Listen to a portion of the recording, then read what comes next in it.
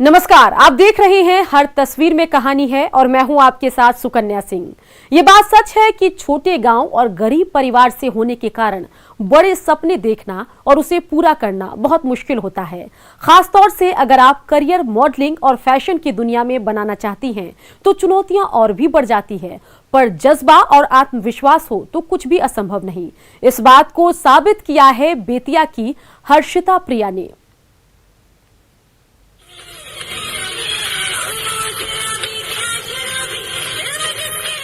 Nora Fatehi के गाने साकी साकी रे पर धमाकेदार डांस करती जिस लड़की को आप देख रहे हैं, इनका नाम हर्षिता प्रिया है।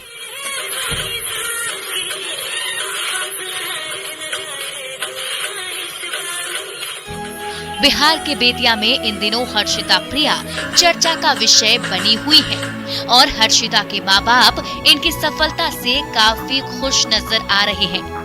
कुछ दिन पहले गोरखपुर में लिप्स बिट संस्था द्वारा आयोजित कंपटीशन में हर्षिता मिस बिहार चुनी गई हैं।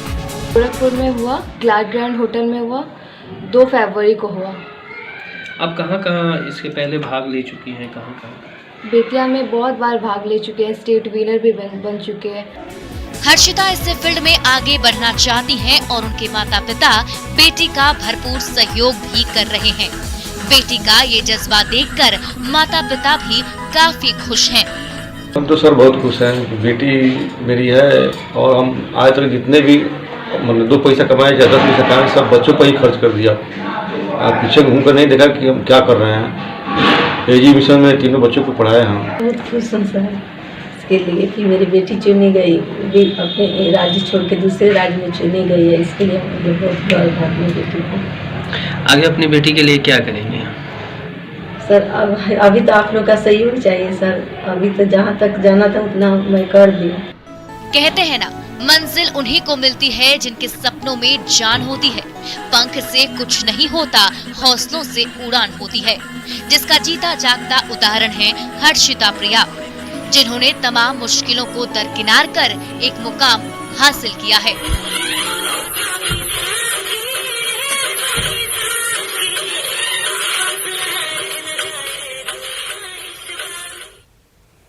पढ़ाई के साथ साथ खुद को आत्मनिर्भर बना चुकी हजारीबाग की ये बेटियां इलाके के लोगों के लिए प्रेरणा बन चुकी हैं। समूह बनाकर मशरूम का उत्पादन कर ये गांव की तस्वीर बदल रही हैं। मधेपुरा के JKTMCH का उद्घाटन हुए 11 माह से अधिक बीत चुके हैं, लेकिन कॉलेज के प्रति सरकार और स्वास्थ्य विभाग की उदासीनता साफ दिख रही है। ना एम्बुलेंस, ना ICU और ना ही समुचित इलाज, फिर भी चल रहा है मेडिकल कॉलेज अस्पताल।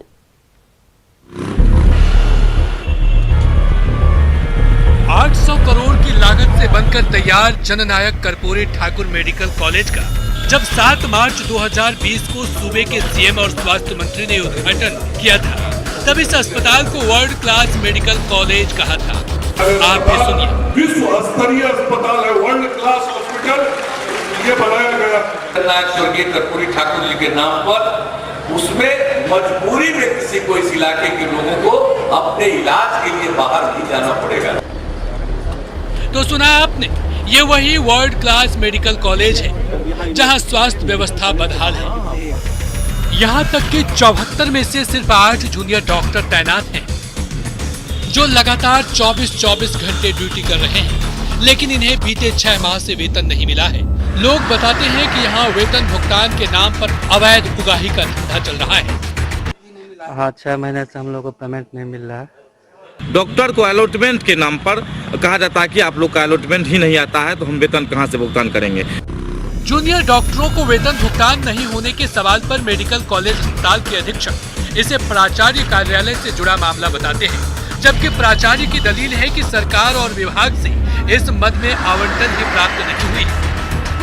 तो हमारे यहाँ सिर्फ काम हम लेते हैं, उन लोगों का वेतन प्राचार्य कार्यालय से होता है, प्राचार्य कार्यालय से प्राप्त किया जा सकता है। अभी उसका कॉन्ट्रैक्ट पर है और उसका अभी अलॉटमेंट नहीं आया इस साल का, इसीलिए पेमेंट रुका हुआ है। वादे तो बड़े बड़े किए गए, लेकिन वर्ल्ड क्लास मेडिकल कॉलेज अब अपनी बदहाली पर रो रहा है और यहाँ के कर्मचारी भुखमरी के कगार पर आ गए हैं। तुर्बसु, न्यूज़ 18 मधेपुरा। झारखंड की नसों में दौड़ने वाला हॉकी इन दिनों अपनी वजूद खोने की कोशिश में है और हॉकी को लेकर राज्य भर में खड़े किए गए करोड़ों के संसाधन और एस्ट्रो टर्फ स्टेडियम का लाभ इन दिनों खिलाड़ियों को नहीं मिल पा रहा। लिहाजा राज्य में हॉकी की रफ्तार धीरे धीरे मंद पड़ती जा रही है।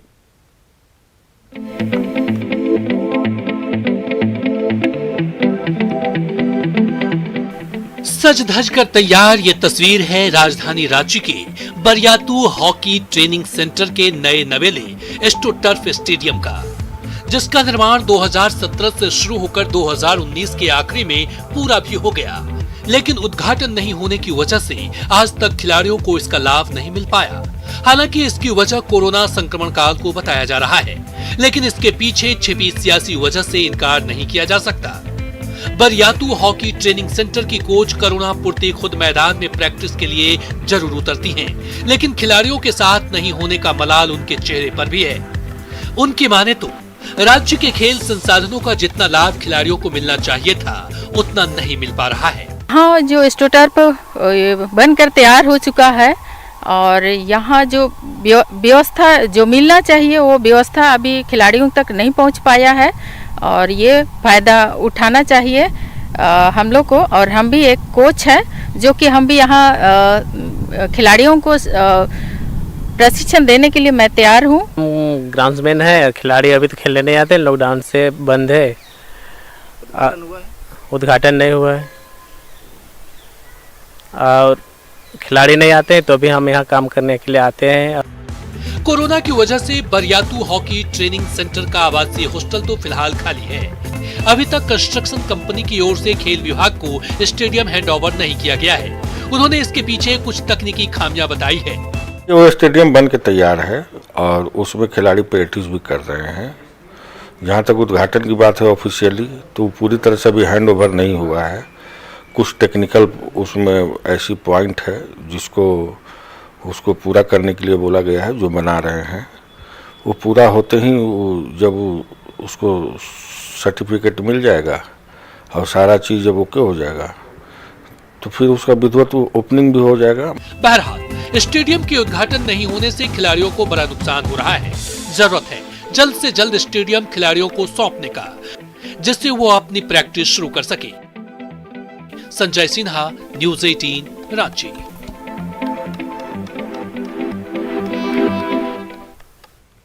मुंगेर के जमालपुर की रिटायर्ड शिक्षिका सुभद्रा देवी किसानों के लिए प्रेरणा स्रोत बन गई हैं। सुभद्रा देवी अपने एक छोटे से कमरे में मशरूम की खेती कर आत्मनिर्भरता की मिसाल पेश कर रही हैं।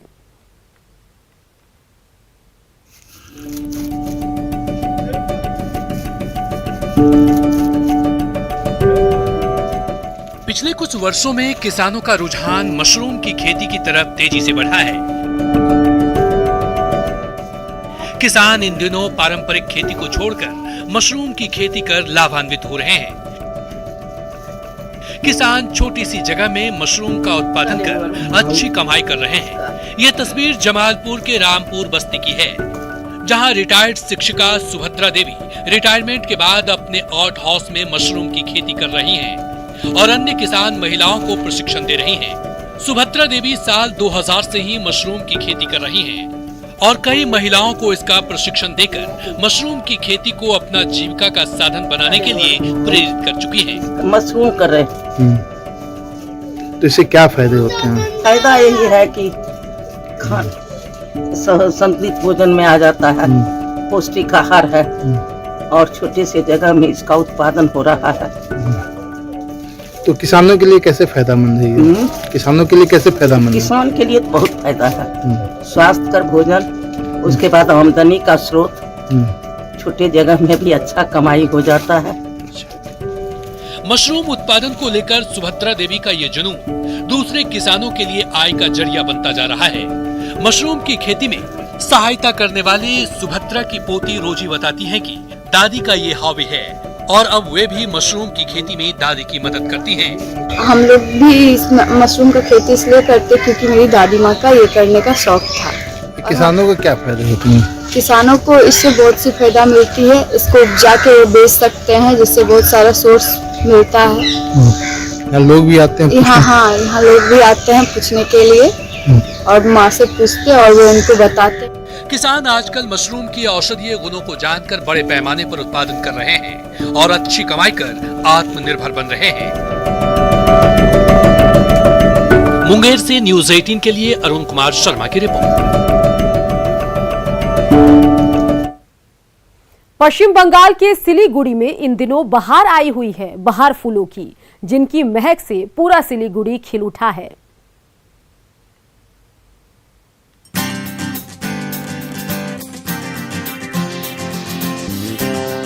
पश्चिम बंगाल सरकार के सहयोग से सिलीगुड़ी हॉर्टिकल्चर सोसाइटी ने पुष्प प्रदर्शनी का आयोजन किया है। कंचनजंगा स्टेडियम में आयोजित इस प्रदर्शनी को उत्तर बंगाल फूल उत्सव नाम दिया गया है और ये 9 फरवरी तक चलेगा। हर पेड़, हर पौधा आदमी को ऑक्सीजन देता है, बचने की नई उम्मीद देता है। ये बहुत ही अच्छा है हर बच्चे के लिए, हर बुजुर्ग के लिए। ये बहुत ही अच्छा, मतलब हर जीवन में ये बहुत अहमियत रखता है प्लांटेशन। पिछले साल कोरोना की वजह से इस प्रदर्शनी का आयोजन नहीं हो पाया था और इस बार प्रदर्शनी को लगाने के लिए प्रवेश शुल्क भी लगाना पड़ा है। पूरे सिलीगुड़ी में ये पुष्प प्रदर्शनी मशहूर है और इसलिए बड़े दिनों से इसके आयोजन की मांग की जा रही थी। शुरू का दिन से इतना पब्लिक गैदरिंग, इतना वो लोग खुश, ये फ्लावर्स देख के, ये वेजिटेबल्स देख के, ये फ्रूट्स देख के इतना खुश, इतना दिल को मजा लेता है। साथ में कल्चरल जो फेस्टिवल होता है बड़ा बड़ा आदमी लोग का, सब लेके दिन भर ये लोग दे आर एंजॉयिंग। पुष्प प्रदर्शनी में इस बार उत्तरी बंगाल, राजस्थान, दिल्ली, उत्तर प्रदेश, सिक्किम समेत कई राज्यों की 130 स्टॉल्स लगाई गई है, जिसमें फूलों की 79 से ज्यादा वैरायटी रखी गई है। करीब 500 प्रतिभागी इसमें हिस्सा ले रहे हैं, जिनकी ओर से कई ऑर्किड शो का आयोजन भी किया जा रहा है। तो हम लोग ऑर्किड, कैक्टस, साकुलेंट्स बाहर से लेके आता है। फिर ये जो टेराई अंचल है, प्लेन्स का है, वहाँ से डालिया, चंद्रमल्लिका, पिटूनिया, जारबेरा, फ्लॉक्स, एंथोरियम, ये सब फ्लावर्स सीजनल यहाँ पर आता है। सब क्वालिटी फ्लावर लेके यहाँ पर आता है। बड़ी संख्या में लोग इस प्रदर्शनी को देखने के लिए पहुँच रहे हैं और फूलों को देखकर खिल रहे हैं। इस प्रदर्शनी का मकसद लोगों को पर्यावरण के प्रति जागरूक करना और एक ही जगह पर फूलों की वैरायटी उपलब्ध कराकर लोगों को फुलवारी के लिए प्रोत्साहित करना है। Bureau report, news 18 network. कुछ तस्वीरें और कहानी अभी और भी है, बने रहिए, जल्द लौटेंगे।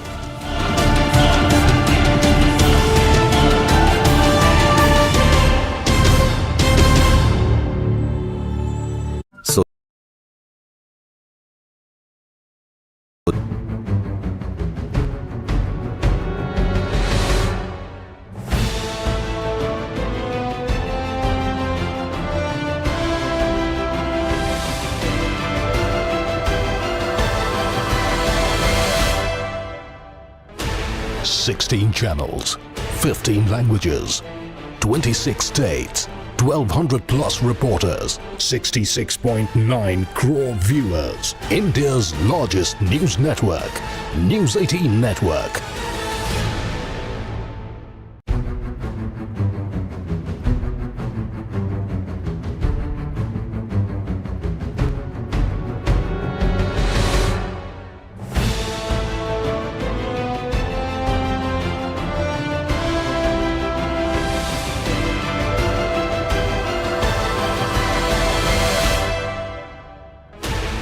$16 channels, 15 languages, 26 states, 1,200 plus reporters, 66.9 crore viewers. India's largest news network, News 18 Network.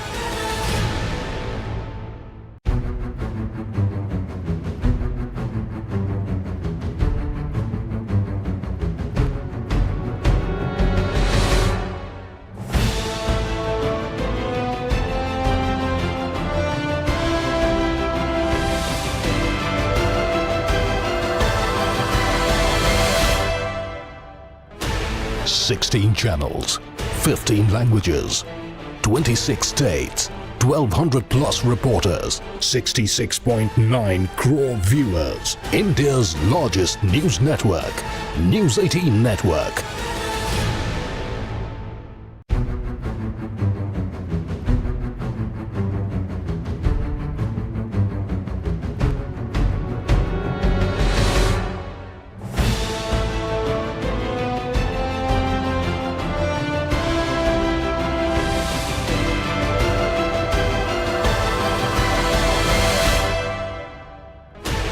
16 channels, 15 languages, 26 states, 1200 plus reporters, 66.9 crore viewers. India's largest news network, News 18 Network.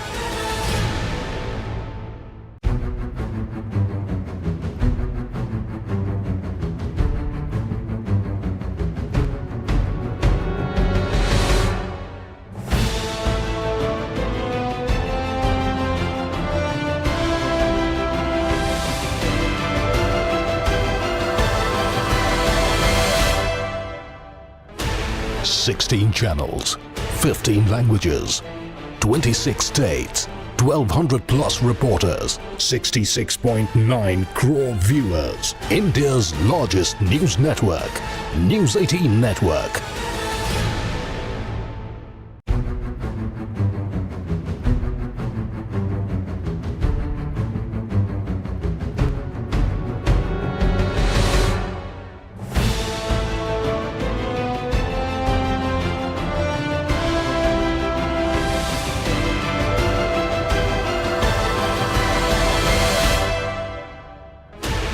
Sixteen channels, 15 languages, 26 states, 1200 plus reporters, 66.9 crore viewers. India's largest news network. चलिए अब आपको दिखाते हैं Europe के देश Poland से एक हैरान करने वाली तस्वीर, जहां 28 हिरण एक जमी हुई झील में फंस गए। यूरोप के देश पोलैंड से एक हैरान करने वाली तस्वीर सामने आई है। यहाँ 28 हिरण एक जमी हुई झील में फंस गए थे। हिरणों का ये झुंड शिकारियों की ओर से फोड़े गए पटाखों की आवाज सुनकर अपनी जान बचाने के लिए भागा था और फिर इस नई मुसीबत में फंस गया। हिरणों के बर्फ में फंसने की जानकारी मिलते ही रेस्क्यू टीम भी वहां पहुंची और उन्हें बचाने के लिए जमी हुई झील में उतर गई। टीम के 2 सदस्य एक छोटी नाव पर सवार होकर हिरणों के पास पहुंचने की कोशिश करने लगे। सभी हिरण झील में जमी बर्फ में इस कदर फंस चुके थे कि वो वहां से हिल भी नहीं पा रहे थे। हालांकि बचाव दल के लोगों ने भी हिम्मत नहीं हारी। वो अपनी जान जोखिम में डालकर उन्हें सुरक्षित बाहर निकालने के काम में जुटे रहे। रेस्क्यू के काम में सुबह से रात हो गई, लेकिन अंधेरे में भी लाइटों की मदद से बेजुबानों को बचाने का काम चलता रहा। और इसी के साथ हर तस्वीर में कहानी है कि इस बुलेटिन में इतना ही। आप देखते रहिए न्यूज़ 18 बिहार झारखंड।